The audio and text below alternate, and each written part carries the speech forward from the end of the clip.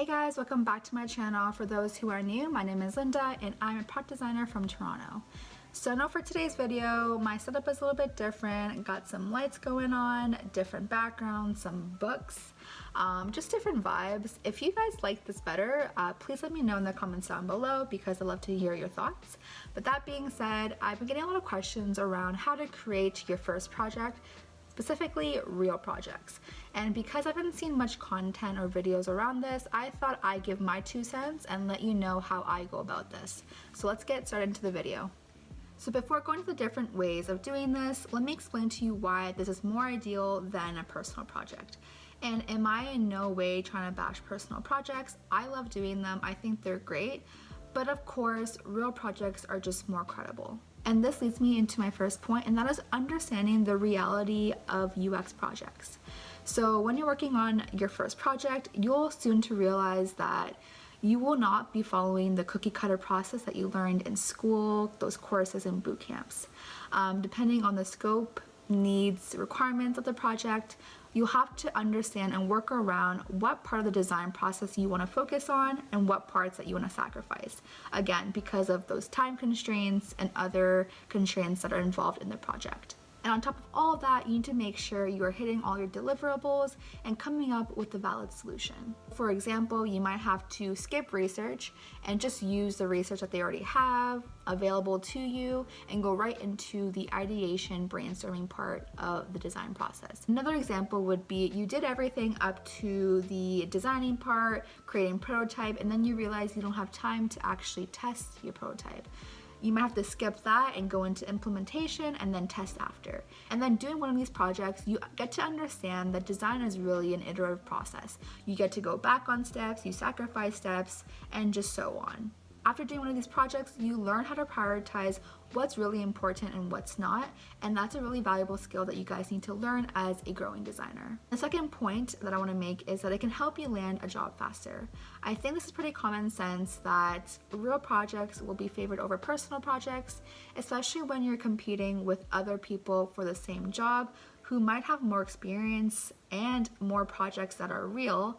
Then they might have the upper hand on the actual job application. But I do want to mention there are definitely exceptions where sometimes personal projects may be better than real projects because, in personal projects, even though the concept's not real, the design process and thinking is there, whereas maybe in a real project, the concept of it is there, but the actual design thinking is not there. So it really depends on the project and the person who's working on it. Okay, Linda, so how the hell do I find these real projects? Well, I'm here to tell you and let you know in all the secrets. But before I do that, I just want to mention this is really hard to do still. It's not something easy compared to personal projects. So you have to put in a little bit of work. So don't get discouraged. So the first way is through AngelList, and for those who don't know what AngelList is, it's basically a website for startups, angel investors, and job seekers who want to work at startups. Basically a job hunting site. And I think it's a super underrated place to go to find real client projects. So I'll show you guys how to do that. You go onto AngelList, and then under filters, you're gonna basically filter by 0 to no salary here. And then obviously, if you go to the right, you'll see equity and put 0 to 2% equity. So for those who don't know what equity is, it's basically an ownership share in a company in form of stock options. It's basically a non-cash pay. And again, basically the reason why they do this and they have job postings like this is because these startups don't have the money to pay employers, but will give the equity instead if they do well in the future. And I think it's a great opportunity to do that. That way, one, you're able to get an actual real client project, and two, who knows, maybe they'll blow up and you'll be able to work there in the future and make lots of money. So like I said, filter by no salary and then equity, and then of course job types. So you can just do it by full-time, contract, internship, etc. I would probably check out all of those actually. So that's the first way. So the second way is through Fiverr and Upwork. This is a place where freelancers go to find work. I think it's a great place for, people who are looking for projects to work on, especially to put on their portfolio. The only downside to these websites is that you don't really get paid well. People come on here to get cheap work done. Another thing on top of that is that the quality of work might not be there. So it'll take some time to kind of search, dig around on the site to find an actual decent project to work on. But I would say once you find one, it's definitely worth it. So from my experience, I use Upwork. I found a project that basically I would create a beauty app from scratch.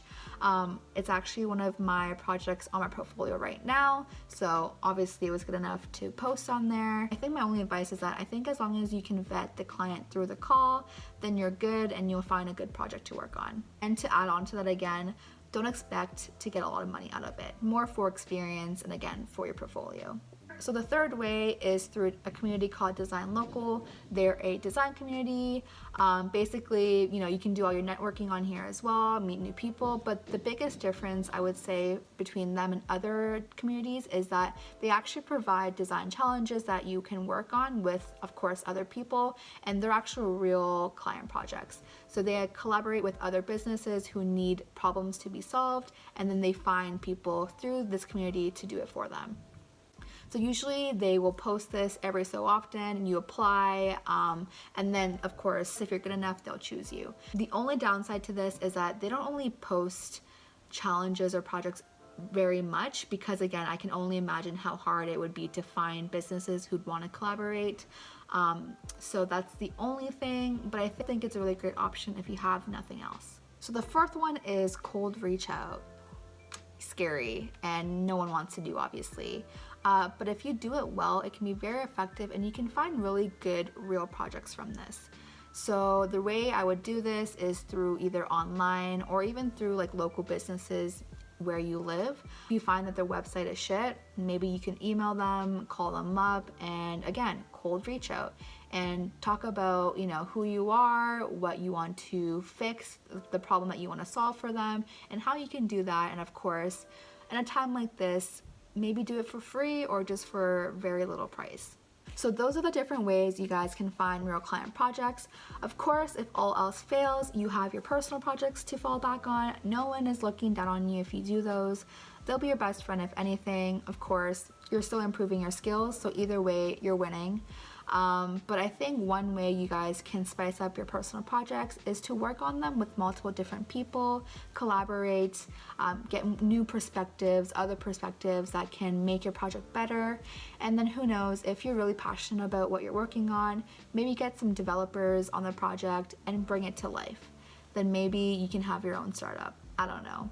That's just more of an idea. And again, if you guys have other ways that people can find real client projects, please let me know in the comments down below. I'd love to know. Other people might love to know as well. But yeah, if you guys enjoyed today's video, please give it a thumbs up, comment and subscribe, and of course hit the notification bell to see when I post next. And I'll see you guys in my next video. Bye guys!